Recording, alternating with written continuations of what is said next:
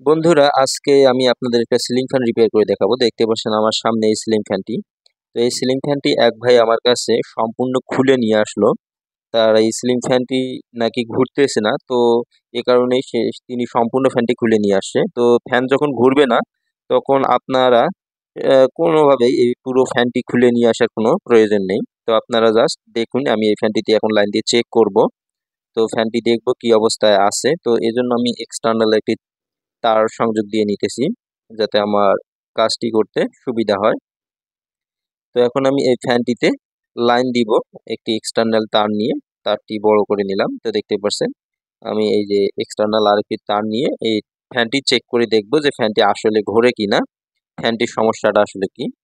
তো আমি বলবো, যখন আপনাদের ফ্যানগুলো ঘুরবে না বা ধীরে ঘুরবে, আপনারা ফ্যানটা কোনোভাবে খুলবেন না। কারণ ক্যাপাসিটরের সমস্যা কারণে কিন্তু এই সমস্যাগুলো হয়ে থাকে। তো এই ফ্যানটার কি সমস্যা সম্পূর্ণ রিপেয়ার করে দেখাবো।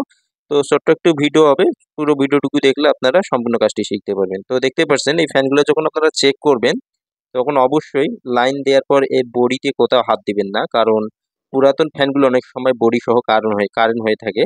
যার কারণে আপনারা বডিতে কোথাও হাত দিবেন না, বা হাত দেওয়ার আগেও সম্পূর্ণ বডিটা আগে লাইন দিয়ে চেক করে নিবেন যে বডিটাও কারেন্ট হয়ে আছে কিনা। আর যদি চেক না করেন, তাহলে একটা স্ক্রুড্রাইভার বা কোনো প্রকার কাপড় দিয়ে আপনারা ফ্যানটা ধরবেন। তো স্ক্রুড্রাইভার নিলাম, এখানে হাত দিবেন না। স্ক্রুড্রাইভারের মাথায় কোনোভাবে হাত দেওয়া যাবে না। এখন আমি ফ্যানটিতে লাইন দিব, দিয়ে দেখবো ফ্যানটি ঘুরে কিনা। তো দেখতে পাচ্ছেন আমি ফ্যানটিতে লাইন দিয়ে দিলাম, তো ফ্যানটি কোনোভাবেই ঘুরতেছে না। তো আসলেই ফ্যানটির সমস্যা আছে।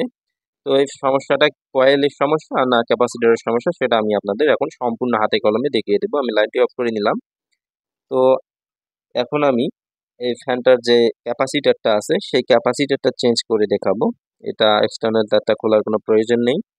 তো বেশিরভাগ সময় এই ক্যাপাসিটরটা নষ্ট হয়ে যাওয়ার কারণে এই ফ্যানগুলো ঘোরে না, বা ঘুরলেও একটু ধীরে ঘোরে। তো এই যে দেখতে পাচ্ছেন ক্যাপাসিটরটি, এই ক্যাপাসিটরটি আপনারা যদি চেঞ্জ করে দেন, তাহলে ফ্যানটি কিন্তু সম্পূর্ণ ঠিক হয়ে যাবে। তো যারা এই জিনিসটা জানেন না, তারা আজকে থেকে শিখে নেন যে ফ্যান না ঘুরলে বা ধীরে যদি ঘোরে, তাহলে আপনারা সর্বপ্রথম এই ক্যাপাসিটরটি চেঞ্জ করবেন। করলেই কিন্তু দেখবেন আপনার ফ্যানটা সম্পূর্ণ ঠিক হয়ে যাবে। আর যদি ক্যাপাসিটর পাল্টার পরও ফ্যানটা ঠিক না হয়, তাহলেই আপনারা ফ্যানটা খুলে মেকানিক্স কোনো ভাইয়ের কাছে নিয়ে যাবেন। তো দেখতে পাচ্ছেন আমি যে ক্যাপাসিটরটা খুললাম, সেটা হচ্ছে 3.5 ইউএফ একটি ক্যাপাসিটর। তো এখানে আপনারা 2.5ও লাগাতে পারেন, 3.5ও লাগাতে পারেন, কোনো সমস্যা নেই। যে কোনো একটা ক্যাপাসিটর নতুন লাগালেই হবে। তো এই ক্যাপাসিটরগুলোর আবার কোনো প্লাস মাইনাসও নেই।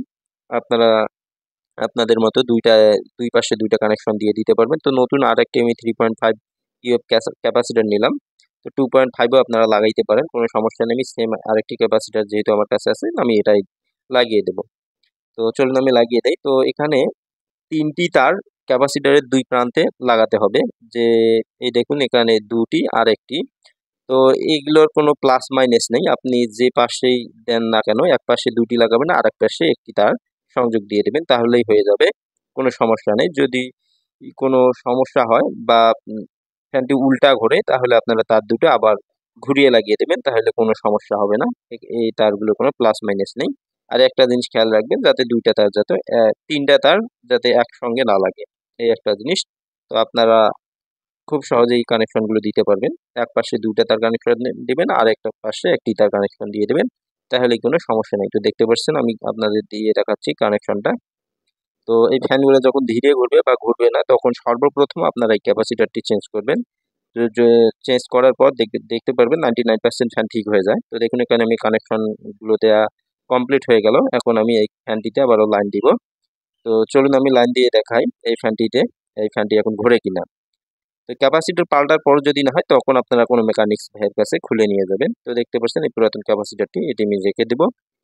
তো আমি আবারও এই ফ্যানটিতে লাইন দেবো। আমি স্ক্রুড্রাইভারটা দিয়ে ধরবো, ধরে তারপর আমি ক্যাপাসিটরটিতে, না ফ্যানটিতে, সরি, ভিডিও করার সময় কথা বলতে অনেক সমস্যা হয়। এখন আমি ফ্যানটিতে লাইন দিব। তো চলুন লাইন দেই। তো এই দেখুন, আমি সিরিজ লাইনে দিয়েছি। এই দেখতে পাচ্ছেন ফ্যানটি এখন কিন্তু সম্পূর্ণ ঘুরতেছে। আপনারা অবশ্যই সিরিজ লাইনে কাজগুলো করার চেষ্টা করবেন। তো দেখতে পাচ্ছেন ফ্যানটা কিন্তু ঘুরতেছে, একটু স্লো মনে হচ্ছে, কারণ আমি সিরিজ লাইনে ফ্যানটা চেক করতেছি। এই কারণেই আপনারা যখন ডাইরেক্ট লাইনে দেবেন, তখন ফ্যানটা কিন্তু আরো জোরে ঘুরবে। তো দেখতে পাচ্ছেন খুব সহজে কিন্তু ফ্যানটা ঠিক হয়ে গেল। জাস্ট এই ফ্যানটার ক্যাপাসিটারটা নষ্ট হয়ে গেছিলো, যার কারণে ফ্যানটি ঘুরে নেই। ক্যাপাসিটার নষ্ট হওয়ার কারণে ফ্যানগুলো ধীরে ঘোরে, অনেক সময় ঘোরে না। তো ক্যাপাসিটারটা যখন আপনারা চেঞ্জ করে দিবেন তখন কিন্তু ফ্যানটা সম্পূর্ণ ঠিক হয়ে যাবে।